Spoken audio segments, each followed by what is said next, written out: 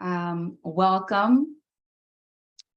I'm Dr. Ashby, and this is a webinar on how to prevent and reverse heart disease with food.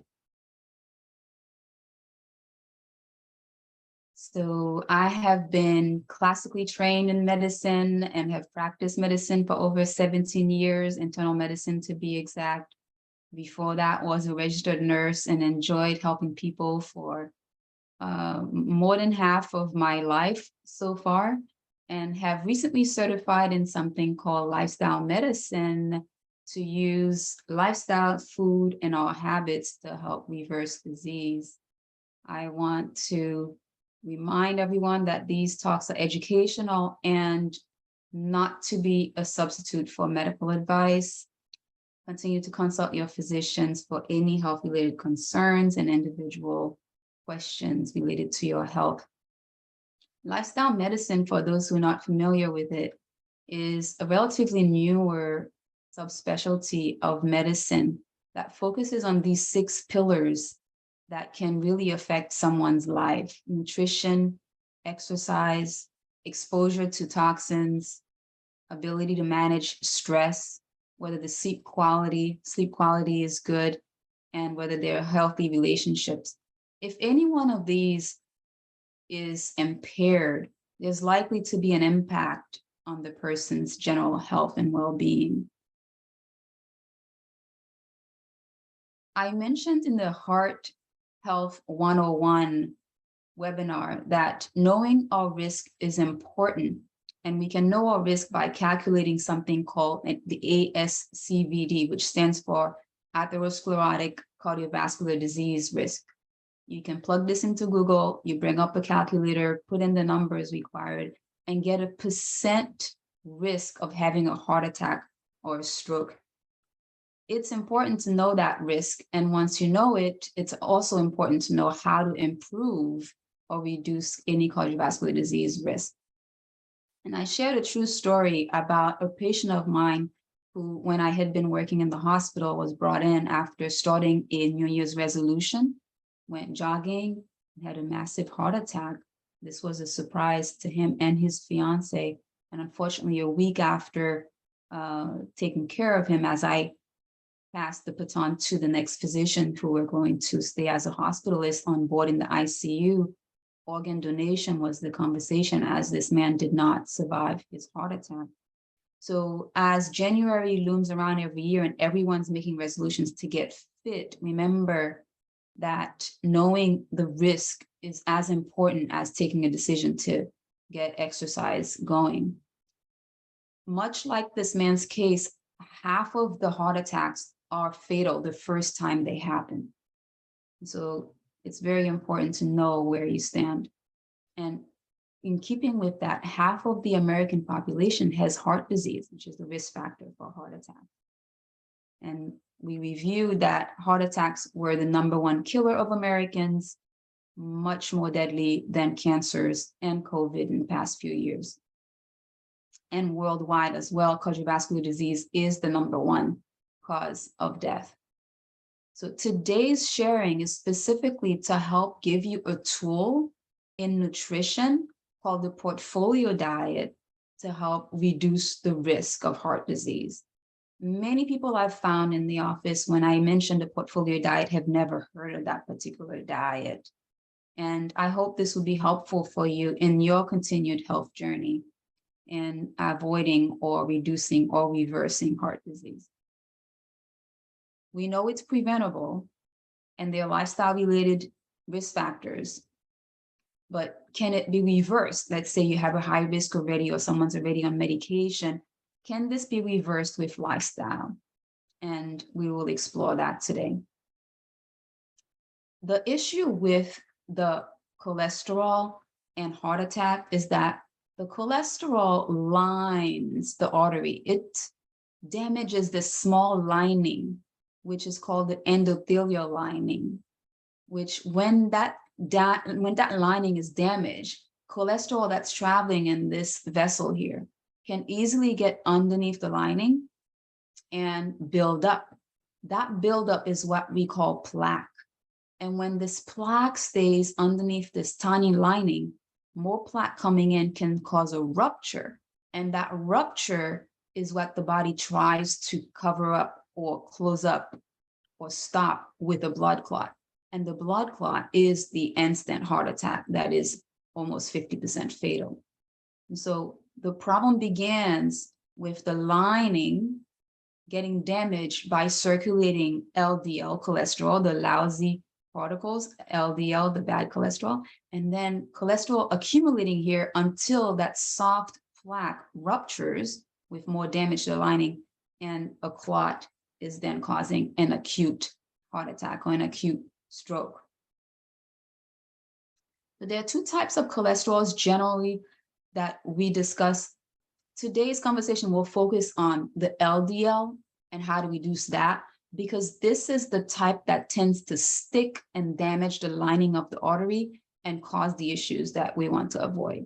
On the other hand, the healthy cholesterol, or HDL, is actually pictured as a large, fluffy type of cholesterol that actually keeps the circulation clear, and it's a protective type of cholesterol. In fact, having high LDL in some series of studies is noted to be more important than having a low LDL.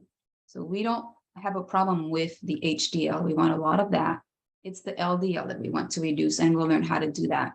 In general, if you do have a number of your LDL, you know that if it's above 100, you've been told the LDL is elevated. Well, if there's diabetes or other risk factors for heart disease, 100 is still too high. It needs to be less than 70. So how do we reduce that LDL from 100 and above to closer to 70? And the LDL, we will refer to this as the damaging type of lipid because it damages the lining and causes plaque accumulation here, as we saw in the previous slides. Healthy arteries need a healthy lining, and that's the reason we want to focus on that today. I often measure the endothelial damage in my patients in the office, and this is something that can be done with advanced cardiac testing. Let's say someone has high cholesterol and wonders whether they already have damage to the lining of the artery. There is a test that can help determine that. But what does the damage come from, and why is there an issue with high LDL? Does it come from genetics? Is it mostly dietary? Well, it thankfully is from a lot of inflammatory foods. There are few genetic predispositions to high LDL, but the majority of cardiovascular disease cases is from dietary source that's increasing the LDL.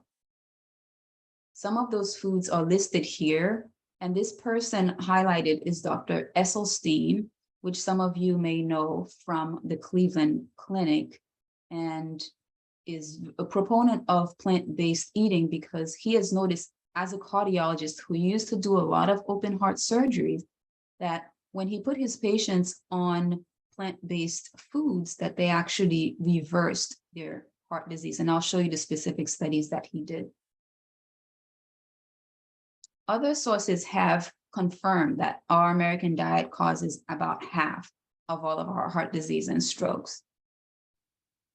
And in particular, soybean, palm oils, they're very detrimental to the endothelial lining. These palm oil, for example, is known to be very high in saturated fat.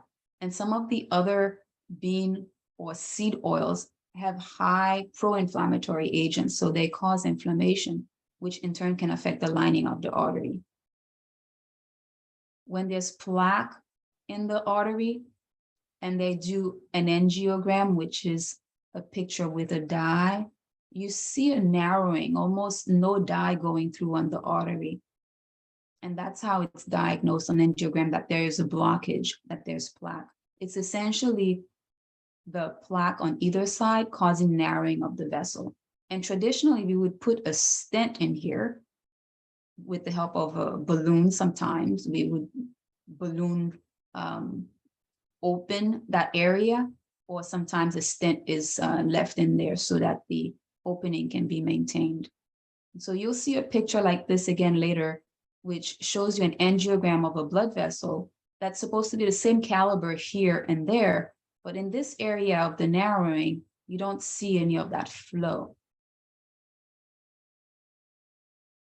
So let's talk about reversing heart disease with lifestyle. This is something that's been done for decades.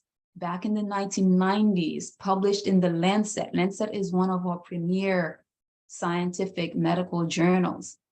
Dr. Dean Ornish, who's now one of the forefathers of lifestyle medicine, had shown reversal of heart disease. So by angiogram, so that picture that I just showed of the flow restricted where there's plaque and then starting again after the plaque, he showed reversal of that stenosis by using what he calls now the Ornish program, which is a specific way of eating.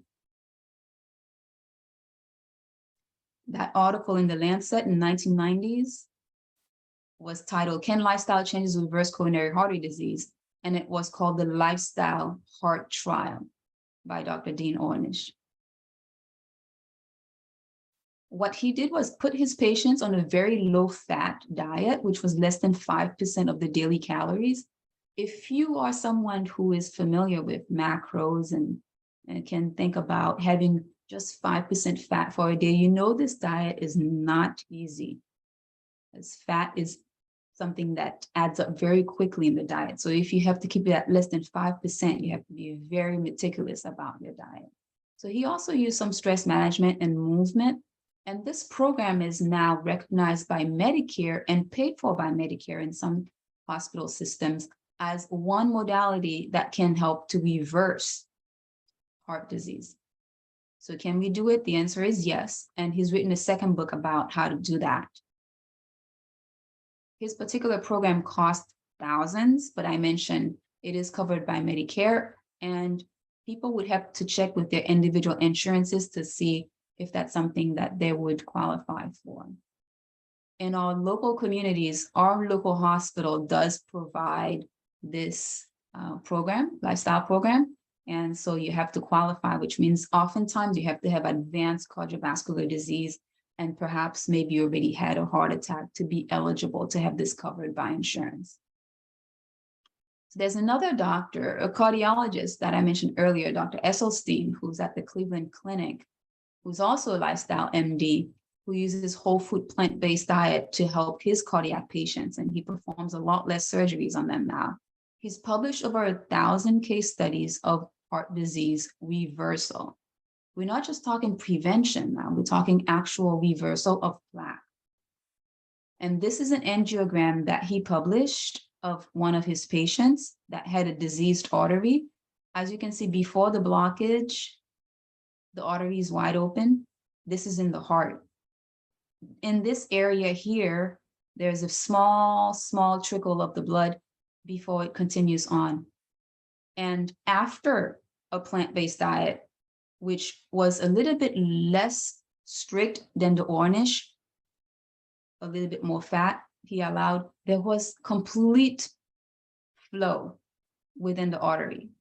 This was done without drugs.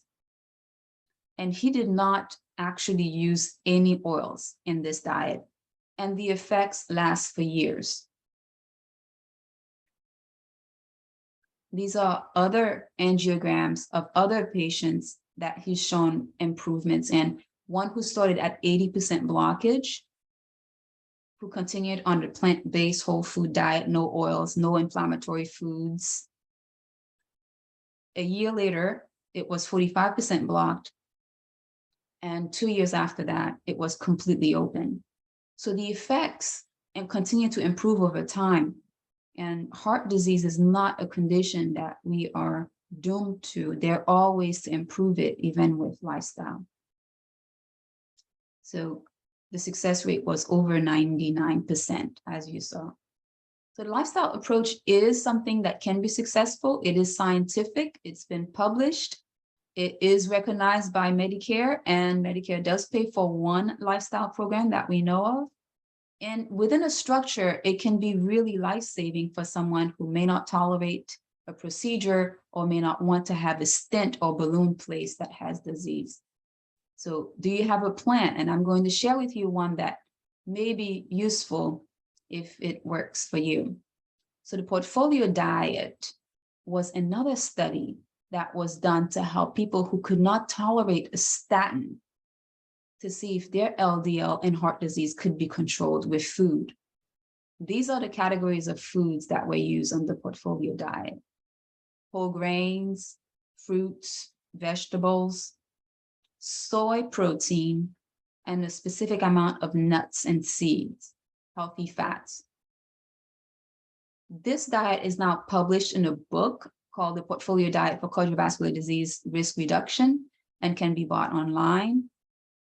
Essentially, the study was of 354 participants. This was a randomized controlled trial, the standard for studies in medicine.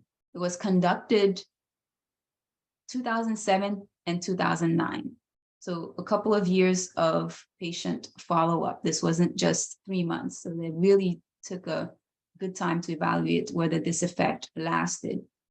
In one group, they had intensive counseling on the portfolio diet and showed people how to do it. In another group, they just said, well, go ahead and eat healthy. And they did a routine checkups as usual. And they measured the LDL at the start of the study and at 6 months. And this study was published in the Journal of American Medical Association. And the JAMA is a premier article in medicine. In 2011, they published the effects of a dietary portfolio of cholesterol-lowering foods. That's where the diet gets its name from. It's a portfolio of foods that, if consumed, is proven to have some specific benefits for the heart. And we'll talk about those benefits. So the groups of people were intensely coached or just loosely given diet advice. And this was a randomized trial. So what foods did they have besides whole grain? The vegetables and fruits were low glycemic. There was very high fiber content. They have a gram amount. Low saturated fat by virtue of eliminating all animal and meats. Soybeans and soy protein to make sure that the protein is healthy. And this diet does allow oils, healthy oils. Nuts and seeds are also there. So for those who need the specifics and want to try to explore this further, it was 50 grams of nuts. That's not a lot, it's about 2 ounces or less. And various kinds of nuts were okay. So 2 grams of something called plant sterols. Now, plants have a portion of them that has a structure that is like cholesterol called plant sterols. And when the body sees plant sterols, it preferentially latches onto the plant sterols, and the cholesterol receptors in the body don't bind to cholesterol even if those are ingested. So if someone's taking plant sterols, whether through food or supplementation, it actually binds the cholesterol receptors in the body, allowing for less absorption of regular cholesterol. That's how that helps. The fiber that they used was up to 25 grams, although we know that more fiber actually has a lot more benefits. And the fibers were from oats, barley, psyllium is also okay, and there are many different types of fibers. And the organic soy protein, it was 50 grams a day. So this portfolio diet was actually compared to a regular statin, the drugs that those patients could not tolerate. And the statin would have been indicated, and had the people taken the statin, it would have decreased their cholesterol by 30%. LDL cholesterol, that is. Let's say you started at 100 LDL, taking the statin would bring you down to 30. Eating the portfolio diet would decrease the LDL cholesterol by 28. So I said we bring it down to 30, it would bring it down to 70. So it would cut down your cholesterol by 30 points. If it's 100, it would come down to 70. So an LDL decrease by that statin, lovastatin, has a 30% reduction in LDL. But if the person just ate the portfolio diet in this study, it decreased the LDL by 28.6%, which had no difference statistically from taking the pill. So the pill and this diet were the same. So this randomized controlled trial over 10 years ago showed that the LDL was reduced significantly in both groups, the lovastatin group and the portfolio diet group. And this was the conclusion. Portfolio diet, which you've now been introduced to and can learn more about, is as effective as a low-intensity statin called lovastatin. It can reduce the LDL cholesterol by up to 28%. Many other studies of the portfolio type diet have been done since then, looking at long-term benefits. This particular study looked at 66 patients that were followed for 12 months. And it showed that many of the participants had reductions greater than 20% of their cholesterol. So there is a benefit here that continues to be demonstrated even with other people doing their own studies.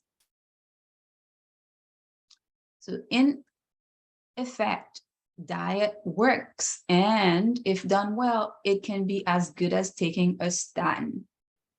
So how could you begin to lower the LDL cholesterol? Well, I often share this pyramid because it's easy to look at and structure a day's meal. Of course, at the bottom of the pyramid are the foods that you will take more of during the day. And I have water here because it should be the highest item that we intake in each day. If the body is about 100 pounds or 150 pounds, about half of that in ounces of water is what we should be drinking daily. And next is our green layer. And 3 servings or 3 cups of greens 3 times a day in some form. Maybe in the morning, it's in a smoothie. Maybe in the evening, it's in a soup. Maybe in the afternoon, it's in a wrap of some sort. And fruits and vegetables added to that. I would say 1 to 2 servings of fruits daily. Now, when we get to the legumes and grains and nuts and seeds, that's where our protein is packaged in nature. And so as you saw in the study, there was 50 grams of organic soy. So that can be divided into 2 meals. There were many opportunities to have 50 grams of nuts and seeds, and that can be taken throughout the day. So using this food pyramid here can be a blueprint or an initial guide to look at how to introduce some elements of the portfolio diet in the body. Main issue is to avoid animal fat. Why? Because this carries with it saturated fat, which unfortunately we know has a direct impact on increasing LDL, which we've learned today is responsible for the lining damage. And so fiber, 50, I would say 25 to 50 grams is what I usually recommend to my patients. But in the study, even up to 25 grams was helpful. Whole grains and the greens.